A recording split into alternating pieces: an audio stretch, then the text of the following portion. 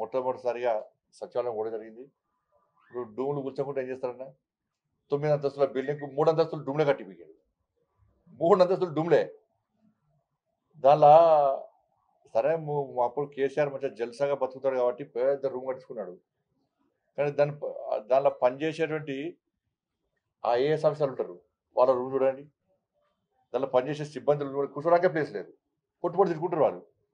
పొద్దున్న లేచి ఆ తమ్ము ఇట్లా పెట్టిన వెంటనే కేసీఆర్ గారిని తిట్టుకునే పోతారు, లేవు లోపడుకోరు. వాళ్ళకి ఆ ప్లేస్ లేదు. దానిలో 9 అంతస్తులకు 3 అంతస్తులు డూమ్లు ఎవడన్నా మెడకాయ మీద తలకి ఆయన భాషలనే మెడకాయ మీద తలకాయ ఉన్న వాళ్ళు 3 డూమ్ల కోసం 3 ఫ్లోర్లు కడతారు. 3 ఫ్లోర్లు వాడుకుంటారా?